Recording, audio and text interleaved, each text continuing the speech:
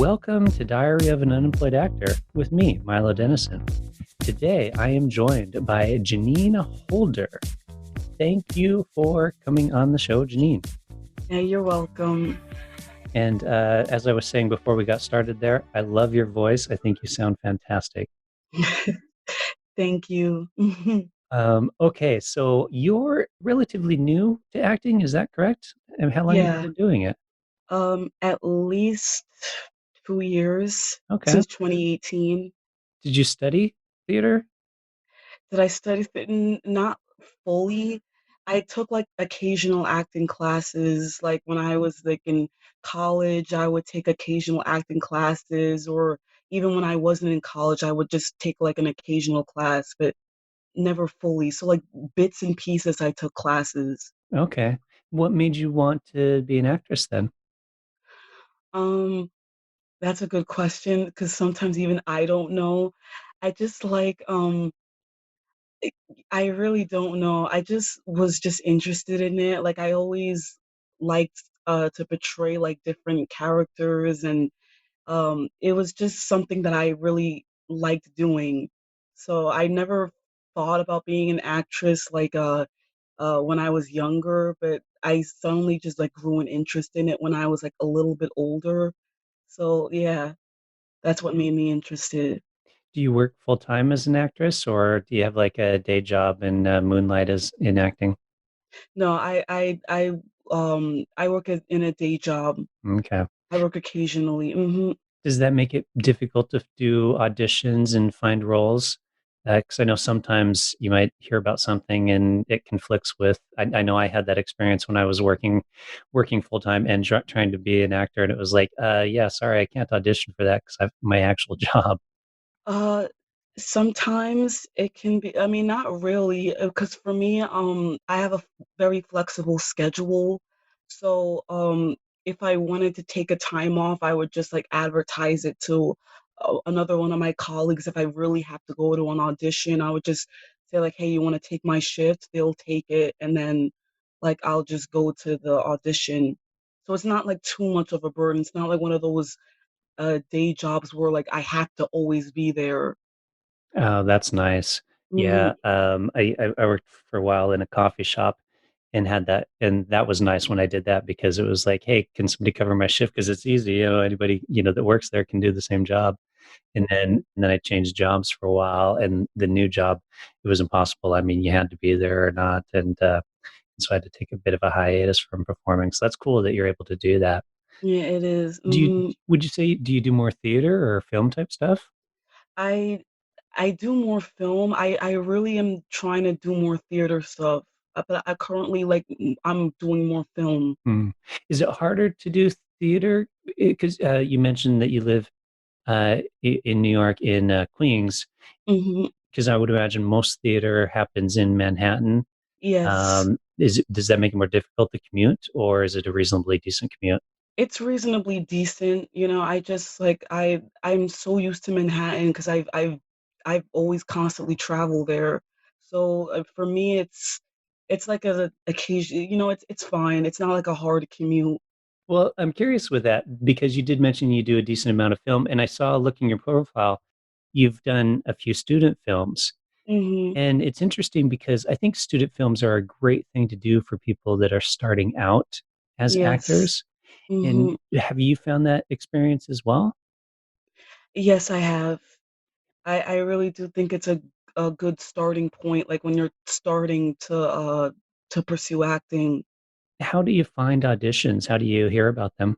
I mostly I have a profile on backstage.com.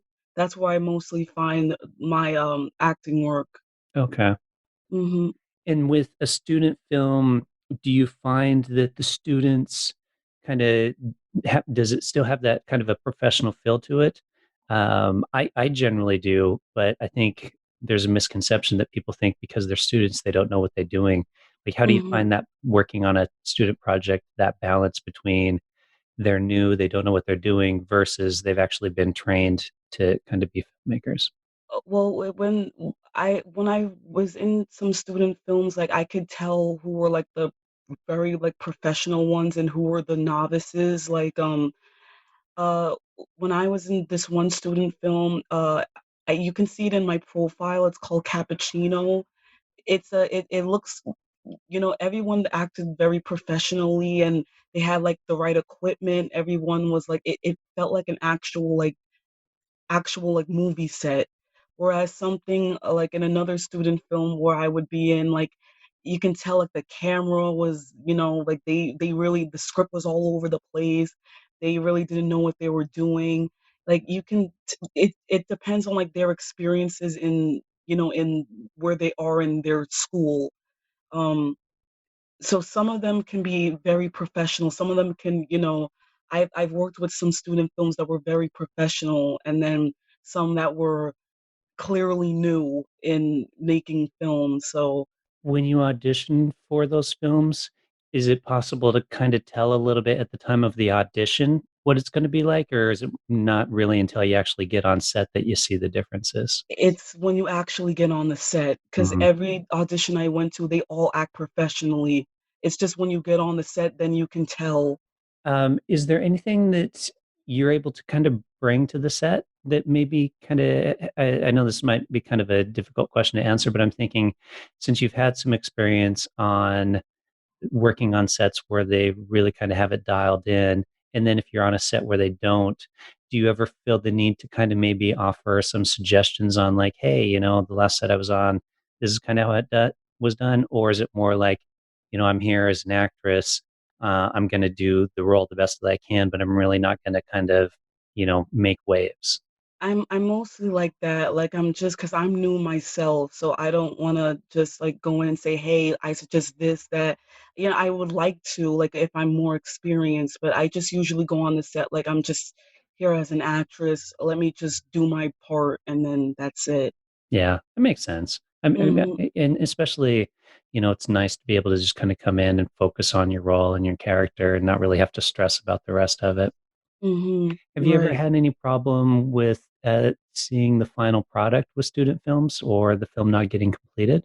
Have I had any problems? Yeah, so for example, let's say they did the film, got it done, showed it at their whatever school presentation, and then, but you never actually got to see it since you're not actually a student there, or maybe you want some of the content for your show reel and you've had a hard time getting the content from them. Yeah.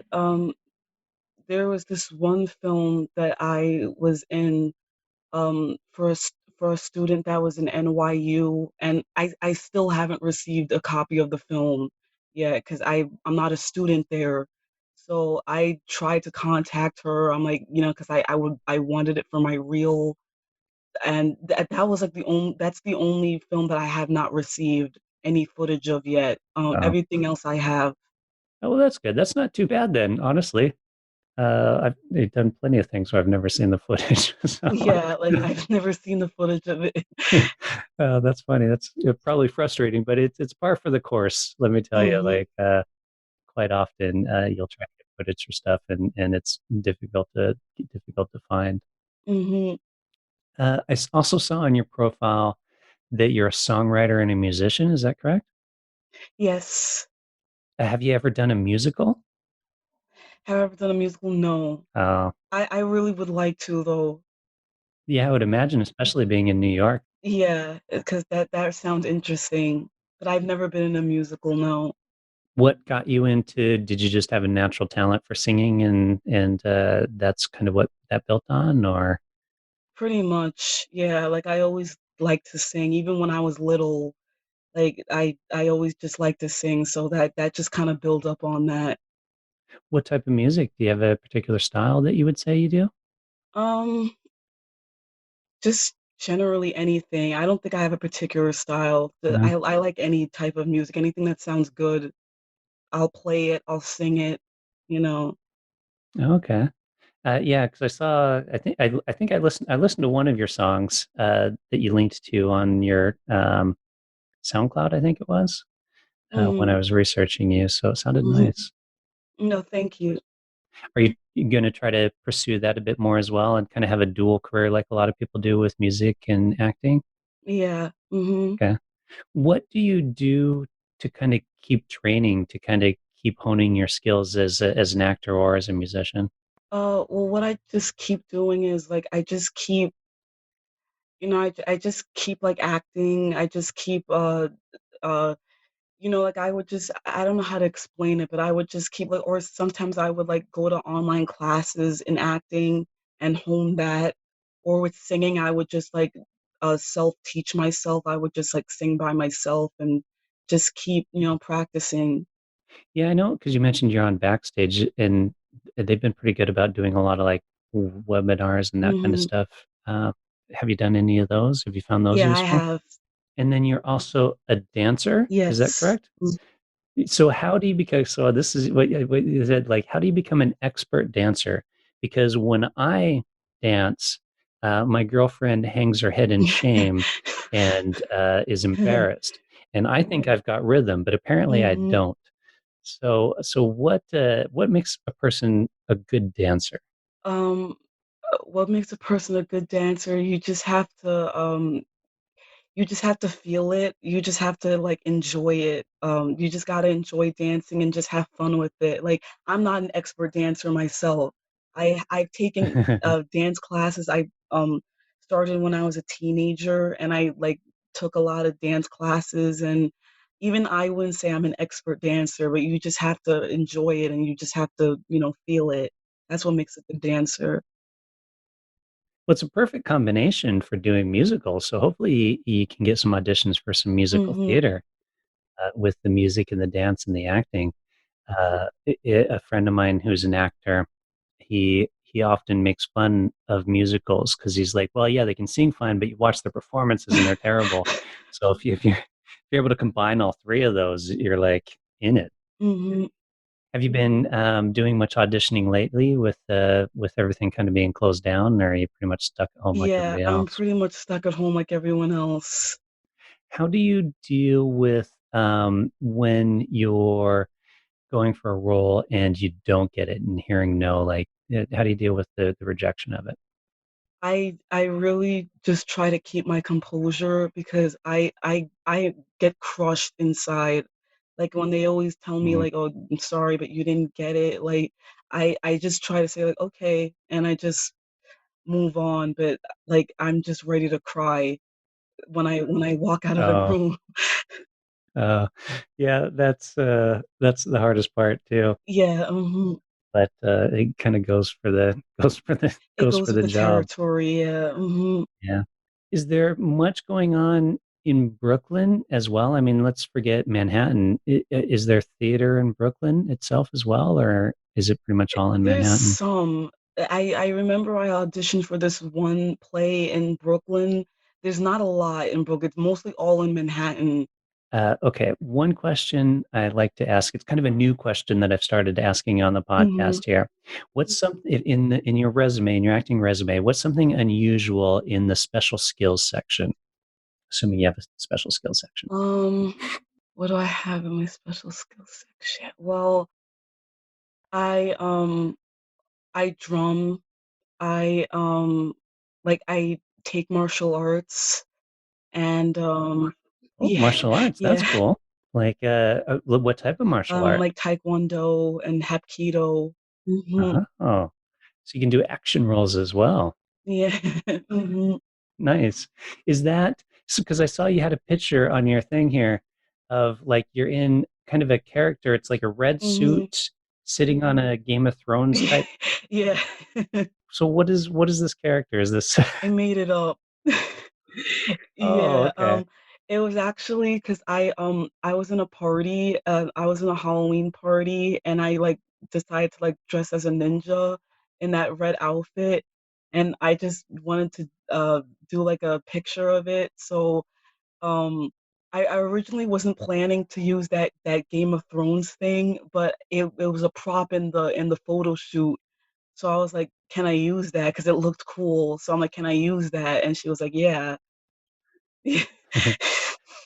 That's Mhm. cool. Yeah, it looks cool Yeah. in the picture.